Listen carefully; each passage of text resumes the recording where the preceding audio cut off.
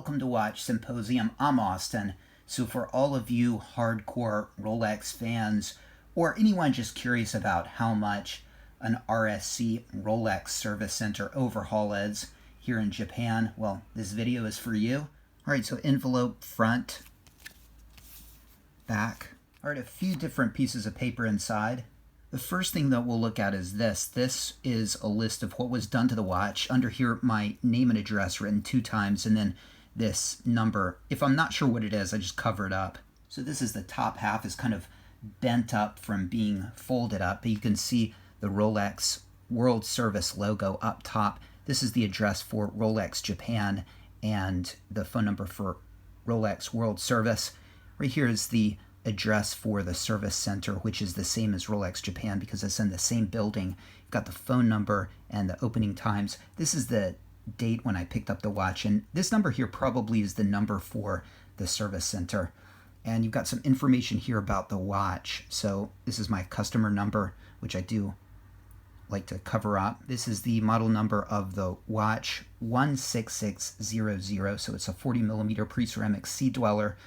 And this is the serial number. And no, I'm not worried about people seeing the serial number. It's an A serial from early 1999. And this is the bracelet code and the dial code. All right, so this is the cost of the overhaul, 70,000 yen. So that's the basic cost. The cost for the spring bars, which I pinched the spring bars before I actually took it in. Link in the description to that video.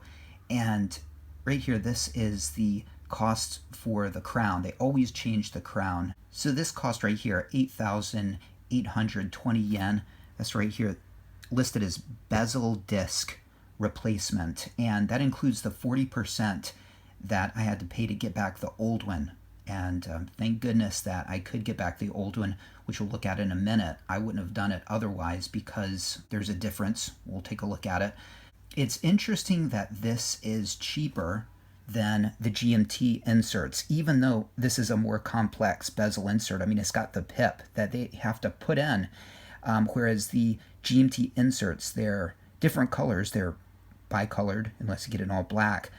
But there's no pip that they have to, drill out a hole for and put in. Yet it's cheaper. So the cost of a sea dweller insert is cheaper than a GMT Master 2 pre-ceramic insert. And I guess it's because doing that anodized bicoloring, maybe that's harder to do. But by the way, I don't think the black one is cheaper, even though they don't have to do that. Kind of interesting. The 10% sales tax is 8,422 yen, and the grand total is 92,642 yen. For me, that feels like $920. In my mind, it's about 100 yen to the dollar, but that's not the case these days. The yen is weak. I think today it's close to 134 yen per dollar, so this is what it actually is. If you're coming to Japan, right now is a great time to have some work done at RSC Japan. Now, if you have an overhaul in 2 months, I'm not sure if the price would be the same, but if you're paying with dollars, pretty good deal right now. All right, so here is the official receipt, and you can see the Rolex logo up top, receipt in both Japanese and English.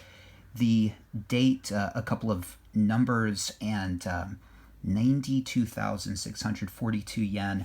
And then the coolest part right here is this stamp, all right? And you can see you get your stamp, and I think certain purchases over a certain amount, you need that stamp, and then they have their Inkan, their Japanese seal, stamped on both the stamp and the piece of paper. So that's the best part of this. All right, next thing is this. This is the service card, and they put it in this, and then you can fold it. They don't, and I don't think I will.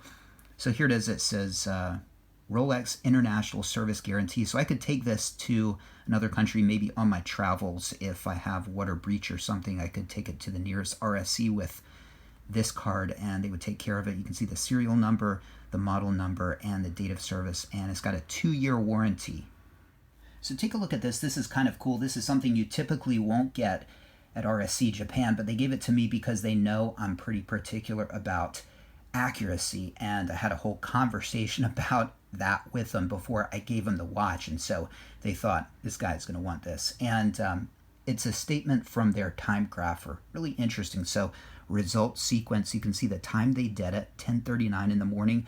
This was when the overhaul was finished, the 11th of May. And you can see Witchy Electronic from 2018. That must be their Timegrapher, their chronoscope as perhaps they call it. And it's caliber 3135. And a lot of this is really Greek to me. I mean, I don't really understand it that much, but they circle this as if it's the most important thing, and perhaps it is. 0.7 seconds fast a day, which is pretty good. Now, I've had it for about a week, and I'm still testing it out, different positions at night, and I'll make a whole video about that, but I will say I'm really happy with it. I'm not going to be taking it back and trying to get them to tweak it. But for any of you guys that can read this, tell me, is this a good thing? All right? Does this get a thumbs up? Would you approve of this if your watch came back like this? All right, so the bezel insert. Here's the original bezel insert. And a word on the case. Now, these cases are really nice, but it's not how these bezel inserts come. And I know that because I was shown a blister pack of like 3 bezels, and it's really cool footage. I still have it, but they told me not to put it out there, all right? Which I really want to, but I'm going to respect their wishes. But it was like a plastic blister pack, 1, 2, 3 of Sea Dweller and or Submariner bezel inserts. And so just when they give it back to you, get this interesting case, which I wonder what comes in here. Maybe dials come in here. I'm not really sure. But you can see, here it is. And it's not taped shut, so we can actually take it out and look at it in detail, which is kind of cool. All right, so here it is. And it's got, up top, it's got the wear right here. And what's the difference between this bezel insert and the one on the watch? Well, I'll let you take a moment. Can you find it? If you're a Rolex person, it screams to you. There's a hair on the watch. All right, so it's the 4. All right, this has a regular 4. This has the fat 4. All right, and if I couldn't have gotten this back, I wouldn't have had the bezel insert changed out, because that fat 4 really marks this as an original bezel insert and marks this as a replacement, which is not a big deal unless you're a real hardcore Rolex guy, right? Probably wouldn't even notice it. So a viewer pointed out that this has a fat 4, and there's actually a fat 4 on the dial as well, right there where it says 4,000. So if you like your fat 4s, you really want the original bezel insert. So let's look at the opposite side, and you can see where they have the pip, which is always kind of weird that they do it like that. And it's got some, I guess, some wear up top. I'll have to see what that is. It might be some dirt I can sort of knock off. But look at the texture and the grooves. Now, this could be really important if you're trying to source one of these from eBay, because besides the numerals and, you know, the front, the back is something you really want to look at. And so it should have this sort of groove pattern. All right, looks like some debris here. Okay, I'll be able to clean that off. I just gave it a bath, and how does that look? Much better. Wow. So let that be a lesson to you. RSC will not bathe your bezel insert before returning it to you. And I think I could have grown my own previous owner with the material from this bezel insert, but it looks beautiful now. Look at that.